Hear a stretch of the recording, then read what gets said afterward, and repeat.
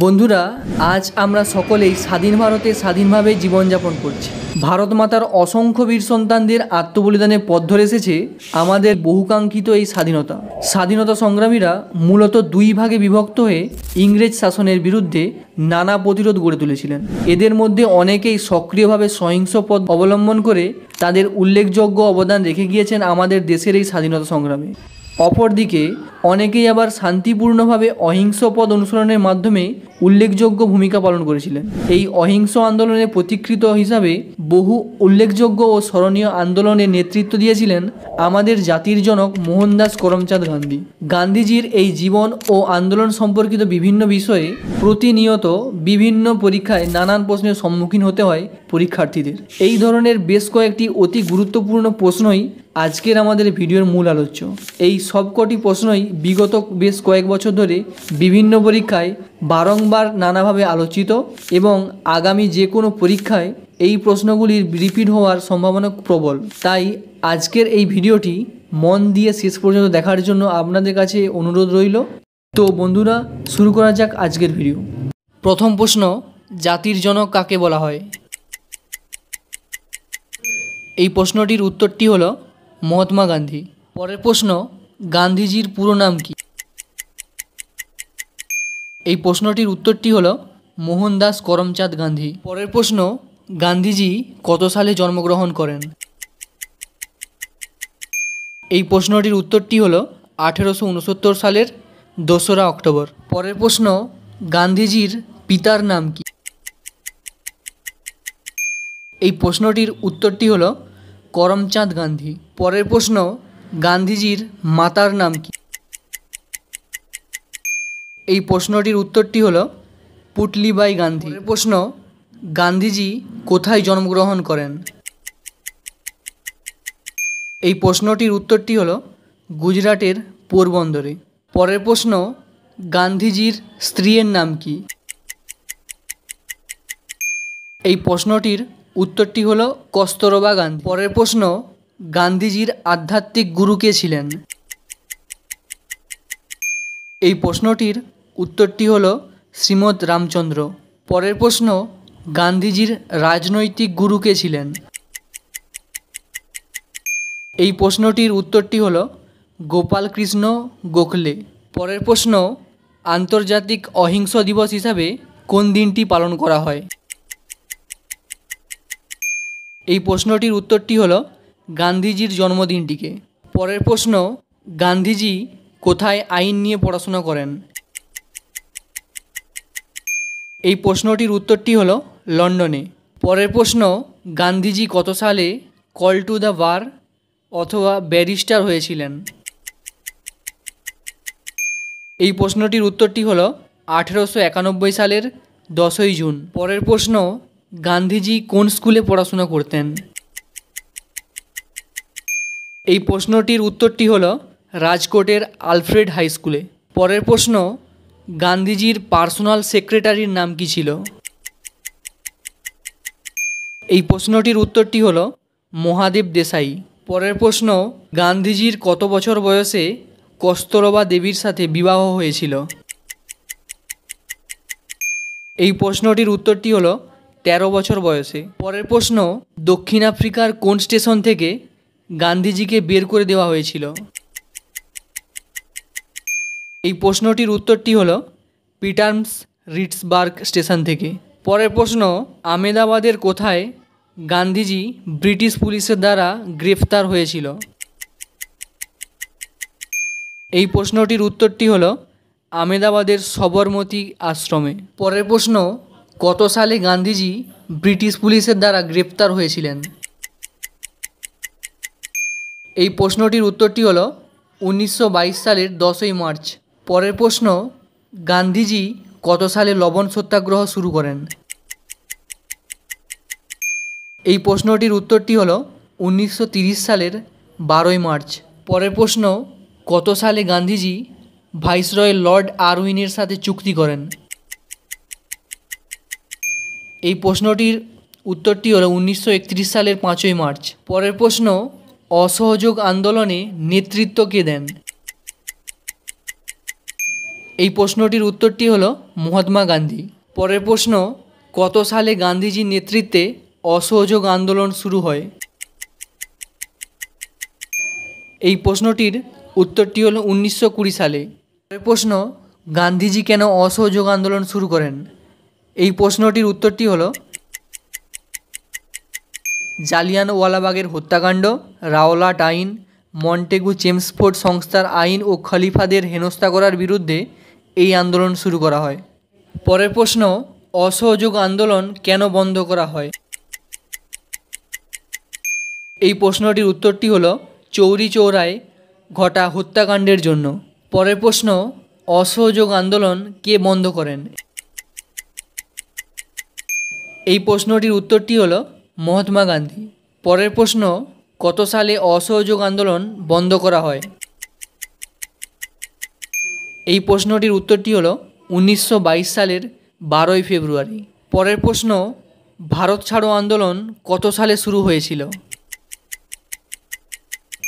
এই প্রশ্নটির উত্তরটি হলো 1942 সালের 8ই আগস্ট।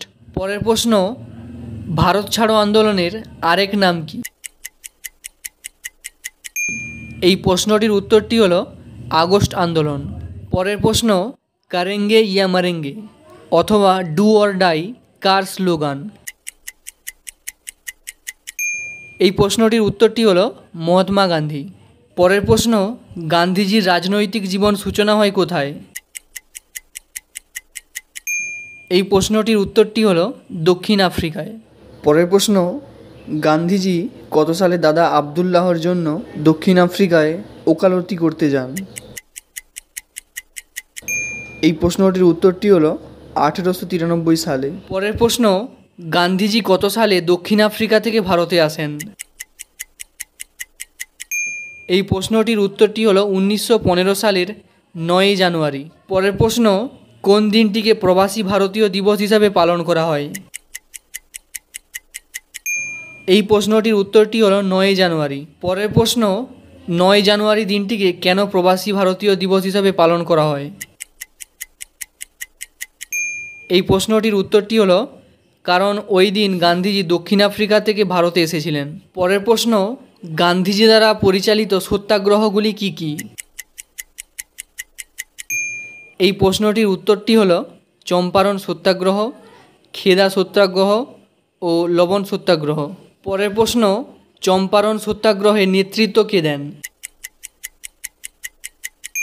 এই প্রশ্নটির উত্তরটি হলো মহাত্মা গান্ধী। পরের প্রশ্ন, চম্পারণ সত্যাগ্রহ কবে এবং কোথায় শুরু হয়েছিল? এই প্রশ্নটির উত্তরটি হলো 1917 সালের বিহারে। পরের প্রশ্ন, কত সালে খেদা সত্যাগ্রহ শুরু হয়?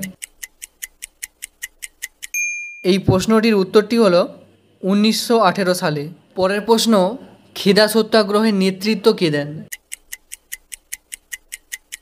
এই প্রশ্নটির উত্তরটি হলো 1918 সালে।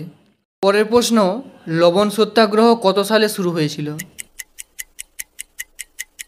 এই প্রশ্নটির উত্তরটি হলো 1930 সালে।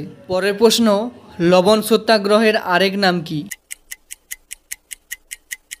এই প্রশ্নটির উত্তরটি হলো ডান্ডি মার্চ আন্দোলন। পরের প্রশ্ন, লবণ সত্যাগ্রহ আন্দোলন কোথা থেকে শুরু হয়েছিল? এই প্রশ্নটির উত্তরটি হলো সবরমতী আশ্রম থেকে। পরের প্রশ্ন, লবণ সত্যাগ্রহ আন্দোলন কোথায় শেষ হয়? এই প্রশ্নটির উত্তরটি হলো গুজরাটের ডান্ডি নামক অঞ্চলে। পরের প্রশ্ন, আইন অমান্য আন্দোলন কত সালে শুরু হয়? এই প্রশ্নটির উত্তরটি হলো 1930 সালে। পরের প্রশ্ন, গান্ধীজি কত সালে আইন অমান্য আন্দোলন তুলে নিয়েছিলেন? এই প্রশ্নটির উত্তরটি হলো 1934 সালের এপ্রিল মাসে। পরের প্রশ্ন, ভারতীয় জাতীয় কংগ্রেসের কোন অধিবেশনে মহাত্মা গান্ধী সভাপতিত্ব করেছিলেন? এই প্রশ্নটির উত্তরটি হলো বেলগাঁও। পরের প্রশ্ন, কত সালে মহাত্মা গান্ধী ভারতীয় জাতীয় কংগ্রেসের বেলগাঁও অধিবেশনে সভাপতিত্ব করেছিলেন? এই প্রশ্নটির উত্তরটি হলো 1924 সালে। পরের প্রশ্ন, মহাত্মা গান্ধী ভারতীয় জাতীয় কংগ্রেসের অধিবেশনে কতবার সভাপতিত্ব করেছিলেন? এই প্রশ্নটির উত্তরটি হলো একবার। পরের প্রশ্ন, গান্ধীজিকে মহাত্মা হিসাবে কে সম্বোধন করেছিলেন? এই প্রশ্নটির উত্তরটি হলো রবীন্দ্রনাথ ঠাকুর। পরের প্রশ্ন, কত সালে রবীন্দ্রনাথ ঠাকুর গান্ধীজিকে মহাত্মা হিসাবে সম্বোধন করেছিলেন? এই প্রশ্নটির উত্তরটি হলো 1915 সালে। পরের প্রশ্ন, পুনা চুক্তি কবে স্বাক্ষরিত হয়েছিল? এই প্রশ্নটির উত্তরটি হলো 1932 সালের 24শে সেপ্টেম্বর।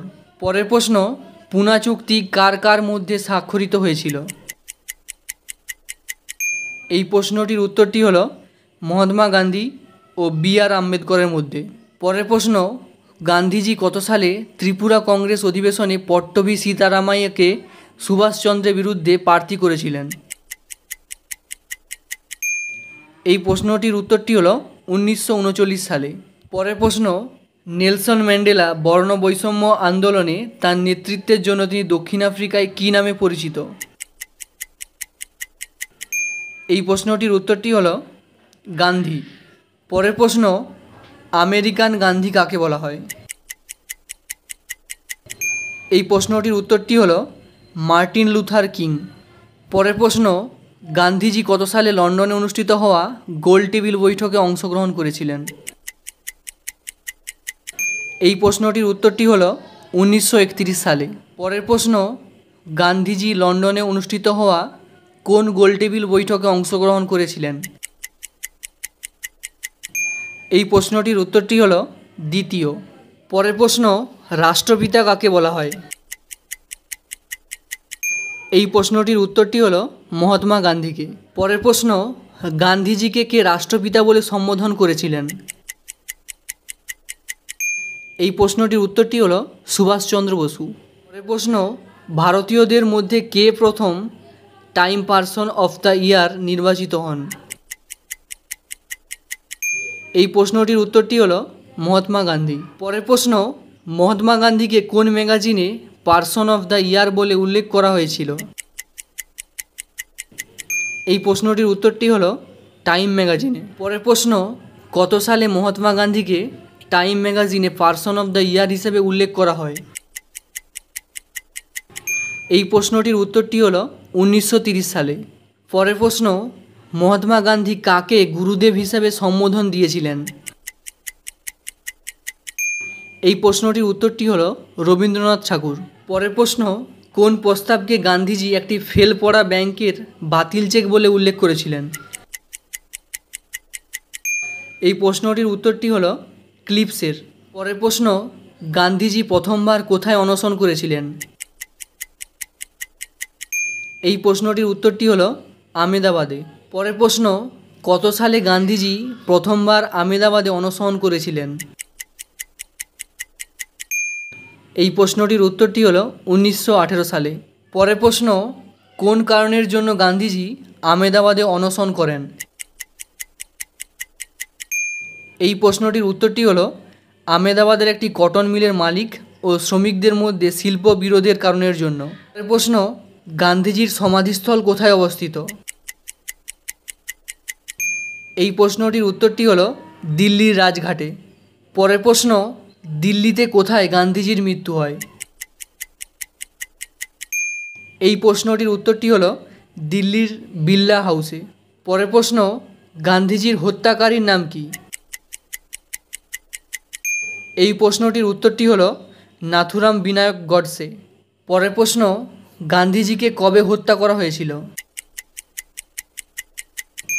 এই প্রশ্নটির উত্তরটি হলো 30শে জানুয়ারি 1948 সালে।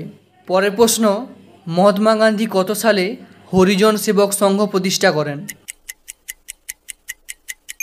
এই প্রশ্নটির উত্তরটি হলো 1932 সালে। পরের প্রশ্ন, মহাত্মা গান্ধী যে সাপ্তাহিক পত্রিকা চালু করেন তার নাম কি? এই প্রশ্নটির উত্তরটি হলো হরিজন পত্রিকা। পরের প্রশ্ন, গান্ধীজি কোন সাপ্তাহিক পত্রিকার সম্পাদক ছিলেন? এই প্রশ্নটির উত্তরটি হলো হরিজন পত্রিকা। আজকের ভিডিওর শেষ প্রশ্ন, গান্ধীজির আত্মজীবনী কী ছিল? এই প্রশ্নটির উত্তরটি হলো সত্যকে প্রয়োগ। তো ভিডিওর প্রথম থেকে শেষ পর্যন্ত থাকার জন্য অসংখ্য ধন্যবাদ। যদি ভিডিওটি ভালো লেগে থাকে তো অবশ্যই লাইক কমেন্ট করে দিও এবং এই ধরনের ইম্পর্ট্যান্ট টপিকের উপর ভিডিও পাওয়ার জন্য অবশ্যই চ্যানেলটিকে সাবস্ক্রাইব করে দিয়ে অল নোটিফিকেশান চালু করে দিও সবার প্রথমে নোটিফিকেশান পাওয়ার জন্য। তো আজকের মতো টাটা, দেখা হচ্ছে নেক্সট ভিডিওতে আরও একটি ইম্পর্ট্যান্ট টপিকের উপর ভিডিও নিয়ে।